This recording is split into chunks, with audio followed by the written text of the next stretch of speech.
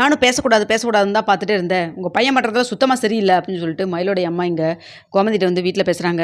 என்னங்க பிரச்சனை இப்போ? எதுக்குங்க வந்து வராதமா இப்படி ஹால்ல நின்னு இவ்ளோ சத்தம் போட்டுட்டு இருக்கீங்க அப்படின்னு சொல்றாங்க. ஹால்ல நின்னு தானே சத்தம் போடுறேன். உங்கள மாரி வயித்துல புள்ளத்தாச்சி புள்ளைய வெளியில அனுப்பிச்சுட்டு எல்லாரும் பார்க்குற மாரி கேவலப்படுத்தல இல்ல நானு உங்களைய அப்படின்னு சொல்றாங்க. நீங்கலாம் பண்ண காரியத்துக்கு அத விடவே நான் பண்ணலாம். ஏன்னா அதுக்கு எனக்கு உரிமை இருக்குது அப்படின்னு சொல்றாங்க. என்ன ஆச்சுன்னு இப்ப தாம் தும்னு குதிச்சுட்டு இருக்கீங்க அப்படின்னு சொல்றாங்க. என்ன ஆகணுங்க? இதுக்கு மேல என்ன ஆகணும்? இவங்க ஒருத்தி வயித்துல புள்ளைய வச்சுக்கிட்டு மனசுல கவலைய வச்சுக்கிட்டு ஊர் பூரா வந்து போய் வேலைய பார்த்துக்கிட்டு அவ்வளோ கஷ்டப்பட்டுட்டு உட்காந்துட்டு இருக்கா. உங்க பையன் என்னன்னா ஊர் மேய்ஞ்சிக்கிட்டு உட்காந்துருக்கிறாரு. இதை கல்யாணம் பண்ணுவாரு, பிள்ளைய கொடுப்பாப்புல, எனக்கு வேண்டாம்னு சொல்லி உதவி தள்ளிட்டு அடுத்து இன்னொரு பொண்ணை பார்த்து போயிட்டே இருக்கிறாரு. அன்னைக்கு கூட ஃபோட்டோவை மட்டும்தான் ஏதோ எங்கள் வீட்டில் கொண்டு வந்து காமிச்சாரு. நான் கூட அப்போ கூட சரி ஓகே ஏதோ ஃப்ரெண்டாக இது பழகுவாங்க பேசுவாங்க அப்படிங்கிற ஒரு சின்னதாக ஒரு உள்ள மனசுக்குள்ள ஒரு பிடிப்பு இருந்தது. ஆனா, இன்னைக்கு தானே கண்ல நேர்ல பார்த்தேன்.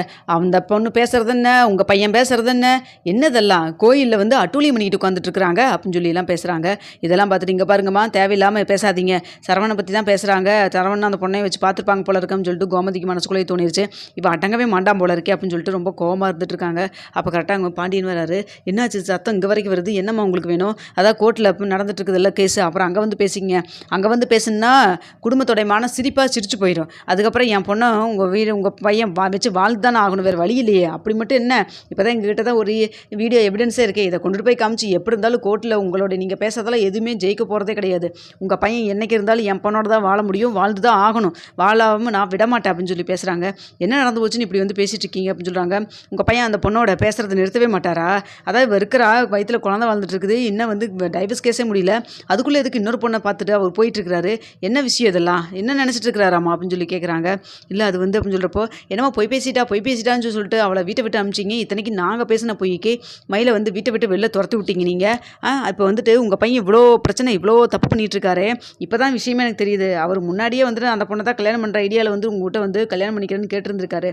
நீங்கள் தான் இல்லை நான் பொண்ணு பார்த்து கல்யாணம் பண்ணி வைக்கிறேன்னு சொல்லிட்டு நீங்கள் வந்து அந்த பொண்ணு வேண்டான்னு சொல்லிட்டு என் பொண்ணை கல்யாணம் பண்ணி வச்சுருந்துக்கிறீங்க. இப்போது அந்த பொண்ணு டைவர்ஸ் ஆகி வீட்டில் வந்து உட்காந்துருக்கங்காட்டி மாப்பிள்ளைக்கு ஒன்றும் தாங்கலை. என்னடா காரணம் கிடைக்கும்னு பார்த்துட்டே இருந்தார். அந்த சமயம் பார்த்து நாங்கள் பேசின பொய் எல்லாம் கையில் கிடைக்க இதுதான் சான்ஸ்னு சொல்லிட்டு பெரிய ஒன்றுமில்லாத விஷயத்த பெரிய பூதாகரமாக்கி அவளை வீட்டை விட்டு வெளில அனுப்பிச்சது மட்டும் இல்லாமல் இப்போ அவரோட சுற்றிட்டு இருக்காரு. எப்போ டைவர்ஸ் கிடைக்கும் அவளோட சேர்ந்து வாழலான்னு சொல்லிட்டு. இது எல்லாத்துக்கும் காரணம் நீங்கள் தான். உங்கள் பையன் யாரை விரும்புகிறானோ அவரை கல்யாணம் பண்ணி வச்சுட்டு போயிருக்க வேண்டியதானே. என் பொண்ணு இதுக்கு குறுக்க கொண்டு வந்து இழுத்து போட்டு இப்போ அவள் என் பொண்ணோட வாழ்க்கையை கெடுத்து குடிச்சவராக்கியிருக்கீங்க. இந்த மாப்பிள்ளை இல்லைன்னா நாங்கள் நல்ல மாப்பிள்ளையை பார்த்து நாங்கள் கல்யாணம் பண்ணி இருந்திருப்போம் அப்படின்னு சொல்லிட்டு இருக்காங்க. இங்கே பாருங்கள் நடந்து முடிஞ்சதை பற்றி பேசி என்ன ஆக போகுது? என் பையன்கிட்ட 2 வாரத்தை நான் சொல்லி வைக்கிறேங்க அப்படின்னு சொல்கிறாங்க. என்ன சொல்லி வைப்பீங்க? இப்போ கொஞ்சம் அமைதியாக இரு, அதுக்கப்புறம் டைவர்ஸ் வாங்கினதுக்கப்புறம் அந்த பொண்ணோட போய் சேர்ந்து வாழ் நான் சொல்லுவீங்க அப்படின்னு சொல்லி கேட்குறாங்க. இங்கே பாருங்க தேவையில்லாமல் பேசாதீங்க. உங்களுக்கு எப்படி மயில் மேலே அக்கறை இருக்கோ அதே அளவுக்கு எங்களுக்கும் அக்கறை இருக்குது. ஆமாம்மா அக்கறை இருக்கிறவங்க தான் வந்துட்டு அவள் எக்கடுக்கிட்டு போனாலும் சொல்லி பரவாயில்ல, உங்கள் பையன் என்ன பண்ணி போனாலும் பரவாயில்லன்னு சொல்லிட்டு விட்டுட்டு வேடிக்கை பார்த்துட்டு இருக்கீங்களா 2 பேரும் அப்படின்னு சொல்லி பேசுகிறாங்க. இங்கே பாருங்கம்மா சொல்லிட்டீங்கல்ல, நான் பார்த்துக்குறேன், நீங்கள் கிளம்புங்க. இந்த விஷயத்தை எப்படி எங்களுக்கு ஹேண்டில் பண்ணணும்னு தெரியும். அதே சமயத்தில் மயிலையும் சரி எங்கள் வீட்டு வாரிசும் சரி நாங்கள் நட்டாத்தில் விட்டுற மாட்டோம் அப்படின்னு சொல்கிறாங்க. இதே வார்த்தையை தான் திரும்ப திரும்ப சொல்லிட்டு இருக்கீங்க. என்ன தான் பண்ணுவீங்கன்னு நானும் பொறுத்து இருந்து தானே பார்க்க போகிறேன். ஆனால் நான் ஒருத்தி உயிரோடு இருக்கிற வரைக்கும் என் பொண்ணுடைய வாழ்க்கை இப்படி நட்டாத்தில் விட்டுறவும் மாட்டேன், ஒன்றும் பண்ண மாட்டேன். என்னைக்கு இருந்தாலும் மயிடு தான் இந்த வீட்டு மருமக, அவள் இந்த வீட்டில் வந்து வாழத்தான் போகிறா, நீங்கள் அதை பார்க்க தான் போகிறீங்க அப்படின்னு சொல்கிறாங்க. அப்படி ஒன்று நடந்தால் பார்த்துக்கலாம், நீங்கள் கிளம்புங்க அப்படின்னு சொல்கிறாங்க. நடந்தால் பார்த்துக்கலாமா? நடக்காமல் எங்கே போக போகுது? பார்த்துக்கலாம், கோர்ட்டில் தீர்ப்பு சொல்கிறப்ப அப்புறம் அதை நீங்கள் ஃபாலோ பண்ணி தானே ஆகணும். இல்லை முடியாதுன்னு சொல்லிடுவீங்களா என்ன? பார்த்துக்கலாம் விடுங்க அப்படின்னு சொல்லிட்டு கோவமாக கிளம்பி போயிடுறாங்க. போனதுக்கப்புறம் பாண்டியன்ட்டு ஏண்டி இவன் திருந்தவே மாட்டானா அப்படின்னு சொல்கிறாங்க. அதாங்க எனக்கு ஒன்றும் பொருள், ஃபஸ்ட்டு கடையை க்ளோஸ் பண்ணிட்டு வீட்டுக்கு வர சொல்லுங்கள் அப்படின்னு சொல்லிட்டு சொல்கிறாங்க. ரொம்ப கோவமாக கோமதி. உடனே எங்கள் பாண்டியனும் வந்துட்டு கால் பண்ணிட்டு டே எங்கடா இருக்க அப்படின்னு சொல்கிறாங்க. அப்போ டெலிவரி கொடுக்கணும்ப்பா, நீங்கள் வேறு கிளம்பி போயிட்டீங்க, டெலிவரி கொடுத்த வரைக்கும் போதும், நீங்கள் கடையை க்ளோஸ் பண்ணிட்டு சீக்கிரமாக கிளம்பி வீட்டுக்கு வாடா அப்படின்னு சொல்கிறாங்க. அப்பா போட்டது அதெல்லாம் தெரியுது, ஒரு 1/2 மணி நேரம் கழிச்சு போய்க்கலாம், நீ வா அப்படின்னு சொல்கிறாங்க. என்னாச்சுன்னு தெரியல, ஏன் இவ்வளோ கோவமாக பேசுகிறாரு அப்படின்னு சொல்லிட்டு வேகமாக போகிறாங்க வீட்டுக்கும். ஏன்னா எங்கடா போன நீ அப்படின்னு. அப்போ டெலிவரி கொடுத்த வேலை மட்டும்தான் பார்த்தியா இல்லை வேற என்ன வேலை பார்த்தா அப்படின்னு சொல்கிறாங்க. என்னப்பா சொல்கிறீங்க, எனக்கு ஒன்றும் புரியலையப்பா அப்படின்னு சொல்கிறாங்க. ஏன்னா அந்த பொண்ணு பார்த்து பேசுகிறத பேசாமல் இருங்குன்னு சொல்லி சொன்னால் கேட்கவே மாட்டியாடா நீ அப்படின்னு சொல்கிறாங்க. யார்? அந்த மயிலோடைய அம்மா வந்து இங்கே அத்தம் கத்திட்டு போனாங்களே என்ன அப்படின்னு சொல்லி கேட்குறாங்க. தெரியுதில்ல அந்த அம்மா பார்த்துன்னு என்னென்ன வேலை பார்க்கணும்னு உனக்கே தெரியும்ல, அது என்ன தெரியுமா சொல்லுது, கோர்ட்டில் உனக்கு டைவர்ஸ் கிடைக்கவே விடவே விடாது, அவங்களோட பேசுறது பிடிக்கிறதெல்லாம் ஃபோனில் கேமராவில் வீடியோவை எடுத்து வச்சுருக்கான்ல, இந்த ஒரு ஆதாரம் எனக்கு போதும், நான் பார்த்துக்கிறேன் அப்படின்னு சொல்லிட்டு பேசிட்டு போகிறாங்க. என்னடா உனக்கு மயிலோட சேர்ந்து வரணும், மயிலோட சேர்ந்து வரல, இல்லை அந்த பொண்ணோட சேர்ந்து வரணும், அதுக்கு தகுந்த மாதிரி இருக்கணும், அதை விட்டுவிட்டு 2 கட்டா வேலையை அந்த பொண்ணு பின்னாடி எதுக்கு இப்போ சுற்றிட்டு இருக்கிறேன், விவாகரத்து கேஸ் முடிஞ்சிருச்சா என்ன? அது மட்டும் இல்லாமல் முன்னாடி நான் உங்கள்கிட்ட ஒரு வாக்குறுதி கொடுத்ததா இல்லையா நல்லா சொல்லல. அப்போ இருந்த நிலைமை வேற. இப்போ என்னன்னா மயிலோட வயித்துல உன் குழந்தை வளருது.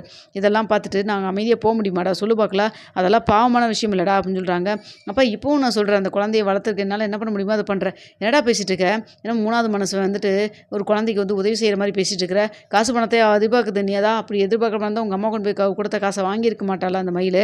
அது வேண்டாம்னு சொல்லி வீட்டு தேடி கொண்டு வந்து கொடுத்துட்டு போகுது. அப்படி இருக்கிறப்போ நீ என்னடா இப்படி பண்ணிட்டு இருக்கிற நீ அப்படின்னு சொல்லிட்டு இருக்காங்க.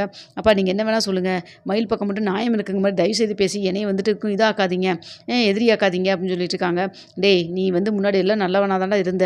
எப்போ வந்துட்டு அந்த பொண்ணை பார்த்து பேச ஆரம்பிச்சியோ அப்போ இருந்தே உனக்கு நீயாவே இல்லைடா, பைத்தியம் முடிச்ச மாதிரி சுற்றிட்டு இருக்கிறேன். அந்த பொண்ணு வந்து உன்னோட வாழ மாட்டேன்னு வேண்டாம், உன்னை கல்யாணம் பண்ணிக்கலின்னு சொல்லவும் செஞ்சிருச்சுன்னு சொன்னேன். அப்படி இருக்கிறப்ப எதுக்கிட்ட தேவையில்லாமல் வந்துட்டு வேண்டாங்கிற இடத்துக்கு போய் இப்போ வந்துட்டு எல்லாத்தையும் கஷ்டப்படுத்திட்டு இருக்க அப்படின்னு சொல்கிறாங்க. இங்கே பாருங்கப்பா, அவங்க அம்மா வந்து பேசிட்டு போனாங்க, அவருக்காக அப்படி பேசாதீங்க அப்படின்னு சொல்கிறாங்க. இல்லைடா நானும் தான் சொல்கிறேன், கோமதி தான் இதுக்கு முன்னாடி 2-3 நாளாக சொல்லிட்டு இருக்கிறாள் அந்த பொண்ணு பார்த்து பேசாத பிடிக்காதுன்னு சொல்லிட்டு. எல்லாரும் சந்தோஷப்படுற மாதிரி தான் நடந்திருக்குது. அவள் இனிமேல் என்னை பார்த்து பேசவும் மாட்டா, நான் அவளை கல்யாணம் பண்ணிக்க போகிறதும் கிடையாது அப்படின்னு சொல்கிறாங்க. ஓ இதெல்லாம் வேறு நடந்திருக்கா? ஆமாம்மா, நான் அவளுக்கு வாக்குறுதி கொடுத்துருந்தேன் கல்யாணம் பண்ணிக்கிறேன்னு சொல்லிட்டு. எப்போ அவள் வயித்துல குழந்தை இருக்குன்னு சொல்லி கேள்விப்பட்டாலோ அப்போயே வந்துட்டு அவளும் வந்து இதெல்லாம் சரிப்பட்டு வராதுன்னு சொல்லிட்டு விலக ஆரம்பிச்சிட்டா. நீங்களும் வந்துட்டு அவளை பார்த்து பேசாதேன்னு சொல்கிறீங்க. நான் அஞ்சலிக்கிட்ட மொத்தத்திலே பேச நிறுத்திட்டேன்.